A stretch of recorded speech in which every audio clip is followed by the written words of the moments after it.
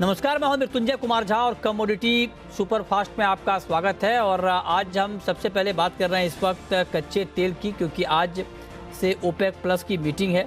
और ये मीटिंग इसलिए महत्वपूर्ण है क्योंकि जिस तरह से कच्चे तेल के दाम 8 साल की ऊंचाई पर पहुंचे हैं, उसके बाद क्या ओपेक की पॉलिसी बदलेगी, क्या ओपेक ज़्यादा उत्पादन करेगा, इस पर हम सबसे पहले बात करते हैं। अमित सजेजा हमारे साथ हैं मोतीलाल ओसवाल के। अमित जी, बहुत स्वागत है आपका। और देखिए, आपकी कच्चा तेल ओपेक की मीटिंग से ठीक पहले तेजी के साथ ट्रेड कर रहा है। क्या आपको लगता है कि ओपेक इस मीटिंग में मतलब आपके हिसाब से ओपेक इस बैठक में दाम बढ़ने के बाद क्या कर सकता है? जी नमस्कार। जी, आज का पहले बात तो बता दूं कि आज का सेशन डेफिनेटली वॉलेटाइल रहने वाला है, क्योंकि जो भी न्यूज़ फ्लोज आते रहेंगे उससे अकॉर्डिंगली रिएक्ट करेगा। और पिछले 3 दिन से वॉलेटिलिटी दिख ही रही है। जहाँ तक ओपेक का सवाल है, मेरे हिसाब से कोई भी बढ़ोतरी जो है प्रोडक्शन में फ़िलहाल तो नहीं करेंगे, ऐसा मेरा मानना है।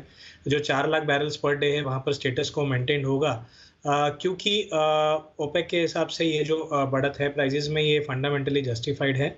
सेकेंडली, क्योंकि एक जियोपॉलिटिकल रिस्क भी है, तो फ़िलहाल मेरे हिसाब से प्रोडक्शन बढ़ाने की जो आशंका है वो कम दिखाई दे रही है इस मीटिंग में। अच्छा, तो आप जरा ये बताएं कि फिर क्रूड मार्केट का होगा क्या?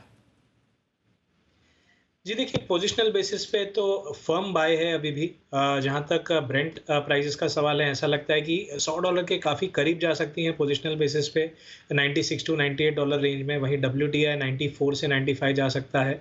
ये पोजिशनल एंगल रहा। जहाँ तक शॉर्ट टर्म की बात है, ऐसा लगता है कि मार्केट को एक करेक्शन की ज़रूरत है, इसलिए 3-4 सेशन से 6650 के ऊपर नहीं जा रहा है। शॉर्ट टर्म में एक बिकवाली आ सकती है, लेकिन ये ज़रूर कहूँगा कि जो निवेशक हैं वो इस बिकवाली का फ़ायदा उठा सकते हैं मीडियम टर्म बाइंग के लिए। ओवरऑल व्यू जो लेके चलना चाहिए वो 7000 से 7100 का हम MCX पर लेके चल सकते हैं। अच्छा, ठीक है। तो आप कह रहे हैं कि 7100 का लेवल MCX पर कच्चे तेल में आगे दिख सकता है। ये तो लॉन्ग टर्म का व्यू है, लेकिन एक बात मैं आपसे और पूछ रहा हूँ कि इंट्राडे में आज अगर मान लीजिए ओपेक की मीटिंग से ठीक पहले कोई कच्चे तेल में ट्रेड लेना चाहता हो, तो उनको इस भाव पर क्या करना चाहिए, क्या स्ट्रैटेजी ठीक रहेगी? जी। देखिए, जैसे मैंने बताया कि 6650 70 की ज़ोन में काफ़ी दिन हो गए हैं, अभी वो निकाल नहीं पा रहे हैं और बार-बार हमें एक करेक्शन देखने मिली है।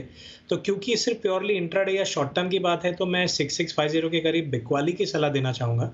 मेरा मानना है कि पहला टारगेट 6570 और एक्सट्रीम केस में 6530 तक के टारगेट्स हमें पहले देखने मिल सकते हैं। हालाँकि उसके बाद दोबारा निचले स्तरों से हमें बाइंग दिखाई देगी। ठीक है, एक बात मैं आपसे और पूछना चाह रहा हूँ कि इसमें ये कहा जा रहा है कि ओपेक को ये उम्मीद दिख रही है कि डिमांड जो है कच्चे तेल की वो प्री कोविड लेवल पर पहुंच जाएगी अब, जिस तरह से हालात ठीक हुए हैं कोरोना को लेकर के। तो ऐसे में क्या ये माना जाए कि भले ही रफ्तार कच्चे तेल की तेजी की थोड़ी कम हो, लेकिन एक तरफा तेजी का एक माहौल हम बनता हुआ देख पाएंगे लॉन्ग टर्म में? जी बिल्कुल, जो रफ़्तार होगी वो हम देख रहे हैं कि पिछले दिनों में थोड़ी-सी थमी है, तो रफ़्तार कम हो सकती है, लेकिन जो ट्रेंड रहेगा या रुझान रहेगा वो ऊपर की तरफ का ही होगा। बिल्कुल। ठीक है। अच्छा, अब आप बताएं जरा कि गोल्ड और सिल्वर, इन दो कमोडिटीज में आज के लिए क्या ट्रेड है, क्या करना चाहिए? जी, देखिए, डॉलर इंडेक्स में हमने पिछले 2 या 3 सेशन में बिकवाली आते हुए देखी है। फेड की बैठक के बाद काफ़ी अच्छी रैली आई थी। तो ऐसा लगता है कि डॉलर इंडेक्स में एक रिकवरी आ सकती है, क्योंकि लगातार 2 दिन से बिकवाली आई है। इसका प्रेशर हमें गोल्ड और सिल्वर दोनों पे ही दिखाई दे सकता है। हमने कल भी देखा था 48,000 के करीब MCX गोल्ड में प्रेशर आया था।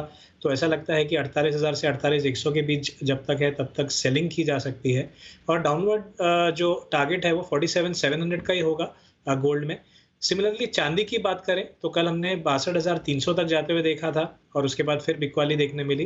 तो सिमिलर एक रुख आज भी देखने मिलेगा। ऐसा लगता है कि 62,000 से बिकवाली कर सकते हैं 61,200 के टारगेट के लिए, और इस ट्रेड के लिए 62,600 का एक स्टॉप होना ज़रूरी है। ओके, तो ये राय आपकी गोल्ड और सिल्वर पर। गोल्ड में बिकवाली की राय 48,000 पे 47,720 के टारगेट के लिए, और सिल्वर में आपने 62,100 का लेवल दिया है बिकवाली का, टारगेट 61,200 रुपये का, और 61,000 और 62,600 के भाव पर आप स्टॉप लॉस लगा सकते हैं। तो ये राय हो गई आपकी गोल्ड और सिल्वर पे। चलिए, अब आते हैं नेचुरल गैस पे। नेचुरल गैस में एक बहुत अच्छी रैली बनी है, और आज अभी भी देखिए आप, मार्केट करीब 5% तेज है। 371 के ऊपर है एमसीएक्स पर नेचुरल गैस का भाव। आखिर इतनी बड़ी तेजी क्यों है और ये तेजी कितनी टिकाऊ लग रही है? ट्रेड क्या लेना चाहिए अमित जी?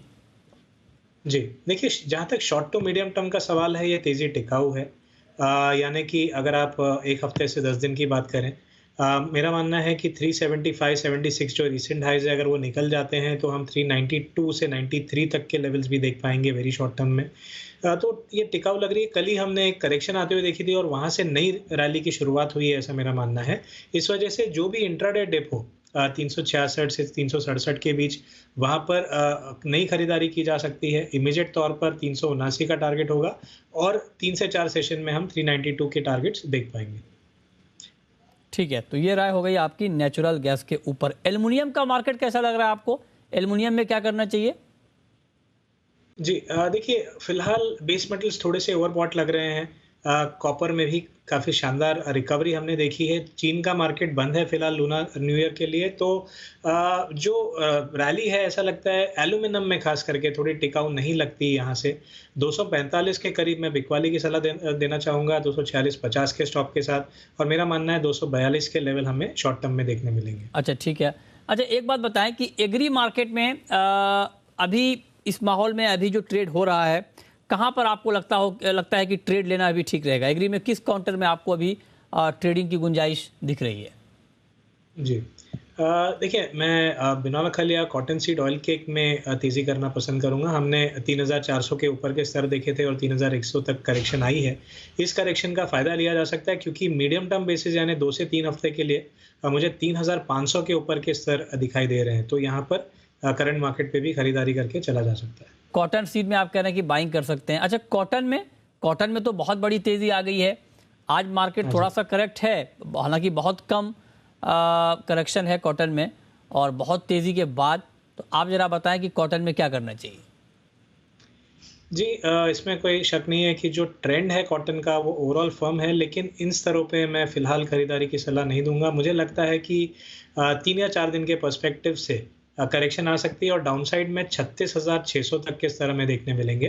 तो एमसीएक्स कॉटन में फ़िलहाल खरीदारी अवॉइड करनी चाहिए। अच्छा, तो आप कह रहे हैं कि एमसीएक्स पर कॉटन में फ़िलहाल बाइंग अवॉइड करनी चाहिए। 37,330 का लेवल है और अभी मार्केट में करीब करीब 350 रुपये की गिरावट दिख रही है। बहुत शुक्रिया अमित जी आपका जुड़ने के लिए, बताने के लिए कमोडिटी में कहां पर कमाई के मौके बनेंगे।